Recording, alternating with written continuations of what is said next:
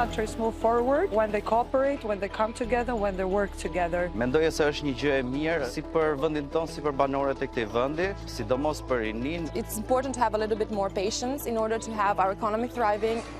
For over a decade, Albania has been pushing to be part of the world's biggest market, making slow progress.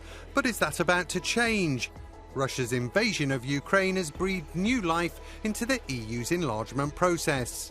So in this episode, we've come to the Balkan country to find out how close it is to joining the EU. What economic criteria will it need to meet? Is it really ready? And perhaps most important of all, if Albania were allowed in, who would actually benefit? Welcome to Realeconomy. Albania has emerged as one of the strong economic performers in the Western Balkans. Despite being hit by a major earthquake in 2019, the COVID pandemic and the war in Ukraine, its economy enjoyed a robust recovery in 2021 that continued into 2022. Real GDP growth this year is forecast at 3.3%. That strength is due in part to a tourist and construction boom, but it's also because of small companies like Timac. The firm produces emergency vehicles and already exports to the EU, but its CEO says many of the hurdles it faces would be removed if Albania joined the bloc.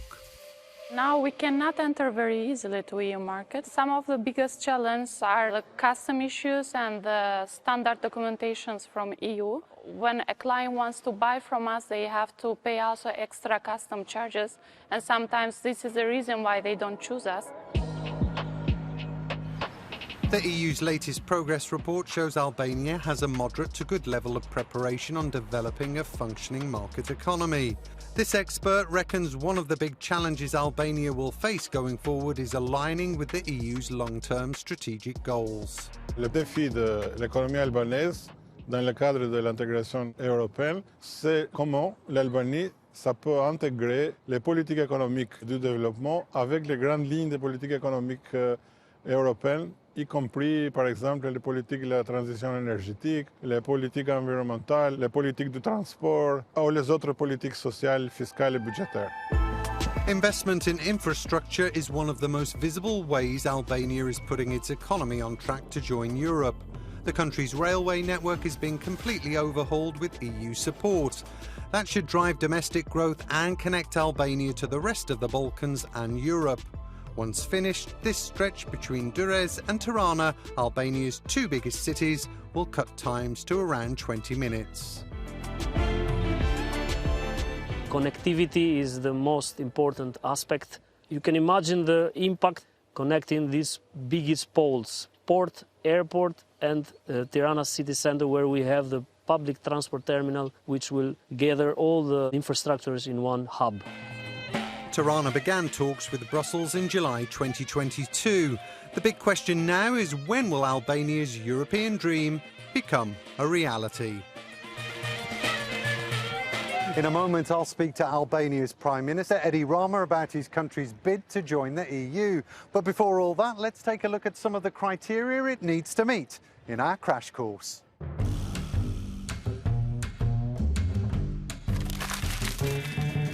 Albania is one of 9 countries that want to join the EU, the world's biggest single market. To be accepted, they have to protect the EU's democratic values. That means stable political institutions, upholding the rule of law and respecting human and minority rights. Candidate countries also need a functioning market economy. This requires macroeconomic stability, high-quality economic governance, a proper labour market and sufficient infrastructure. Countries must be ready for the market forces and competitive pressures of being inside the bloc.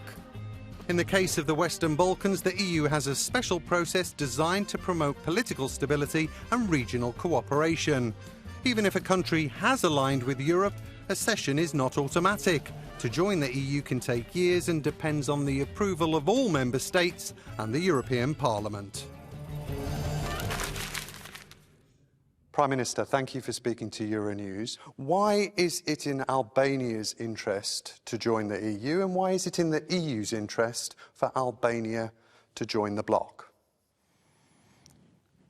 Unfortunately, it was needed Vladimir Putin for the EU to understand that the Western Balkans are as important for the EU as the EU is for the Western Balkans. And it's a very, very simple logic.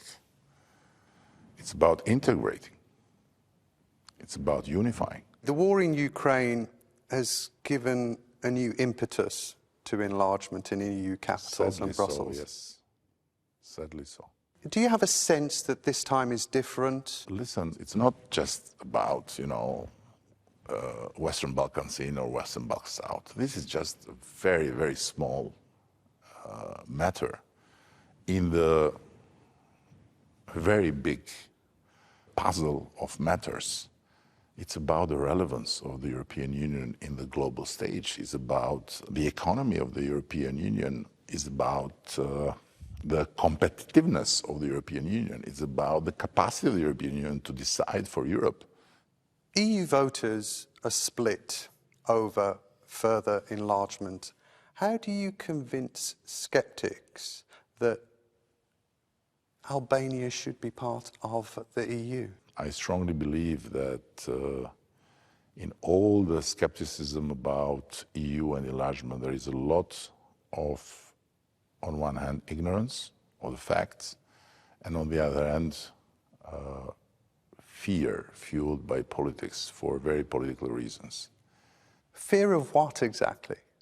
The fear is the easiest tool to get more votes by speaking not to the brain of people, but by communicating directly with their guts through bypassing their brain. 2030, what would you like to see? I know what I want to see, and it's public.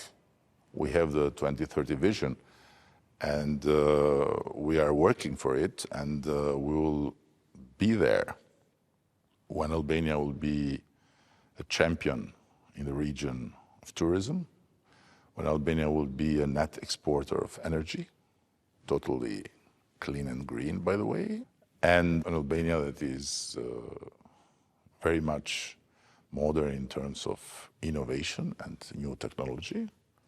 You say Albania will be ready. Do you think the EU will be ready? What I know is where Albania will be in 2030.